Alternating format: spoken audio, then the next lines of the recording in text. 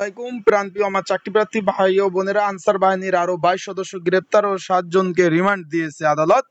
কির জন্য আরো 22 সদস্যকে গ্রেপ্তার করা হয়েছে এবং কোন কোন 7 সদস্যকে রিমান্ড দিয়েছে, কোন কির জন্য, সকল বিষয় নিয়ে কিন্তু আজকে আলোচনা করব। এবং গত 25 আগস্ট কিন্তু আনসার বাহিনীদের সাথে শিক্ষার্থীদের একটি অকাঙ্ক্ষিত ঘটনা ঘটে, সেই বিষয় নিয়েও কথা বলবো। তাদের এখন কি অবস্থা, সকল বিষয় জানিয়ে দেওয়ার চেষ্টা করবো আজকে এই ভিডিওতে। চলুন ভিডিওটা শুরু করি। তার আগে বলে দেই, আপনারা যারা আমার ইউটিউব চ্যানেলে নতুন, অবশ্যই আমার ইউটিউব চ্যানেলটা সাবস্ক্রাইব করবেন। ফেসবুক পেজ থেকে ভিডিওতে দেখলে অবশ্যই কিন্তু ফেসবুক পেজটা আপনারা ফলো করে রাখবেন, লাইক কমেন্ট শেয়ার করবেন।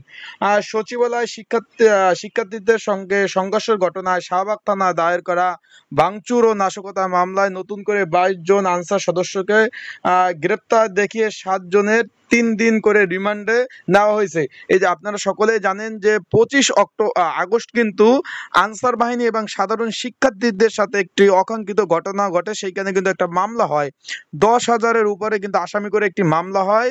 4টা মামলায় কিন্তু 10,000 আসামি ছিল। সেই মামলায় কিন্তু আরো 22 জনকে কিন্তু গ্রেপ্তার দেখিয়ে এবং 7 দিনে করে রিমান্ড দিয়েছে কিন্তু আদালত। এইখানে কিন্তু বলছে যে বুধবার সকালে চিফ যে মেট্রোপলিটন ম্যাজিস্ট্রেট আদালত তুলে নতুন করে শাহবাগ থানায় নাশকতা মামলায় 22 জন আনসার সদস্যকে গ্রেপ্তার দেখানো আবেদন জানায়। মামলার তদন্তকারী কর্মকর্তা কিন্তু গ্রেপ্তার দেখানোর জন্য কিন্তু আবেদন জানায়। এছাড়াও 7 জনকে রিমান্ডে নেওয়ার আবেদন শুনানি শেষে সবাইকে গ্রেপ্তার দেখিয়ে 7 জন আনসার সদস্যকে 3 দিন করে রিমান্ড দেয় ম্যাজিস্ট্রেট মোহাম্মদ নাসরুল্লাহ আদালত।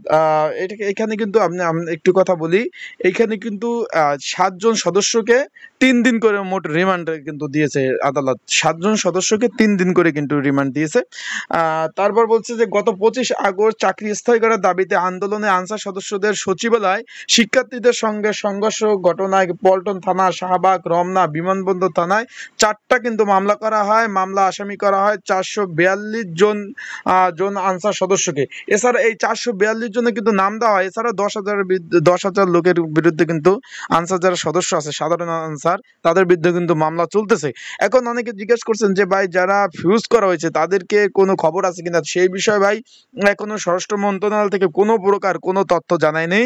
এছাড়া যারা এখনো কারাগারে আছে প্রায় 400-র কাছাকাছি, তাদের এখন পর্যন্ত কিন্তু জামিন হয়নি। তাদেরও জামিনের বিষয় কিন্তু কোনো ধরনের কোনো তথ্য এখনো স্বরাষ্ট্র মন্ত্রণালয় থেকে জানায় না। যেহেতু এই বিষয়ে কিন্তু জানাবে স্বরাষ্ট্র মন্ত্রণালয়। আপনাদের যদি কোনো কমেন্টস থাকে সেই বিষয়ে কমেন্টস করতে পারেন। আরেকটা বিষয়, এখন যারা পলাতক আছে তাদের বিরুদ্ধে কিন্তু ব্যবস্থা নেওয়া অলরেডি শুরু হয়ে গেছে।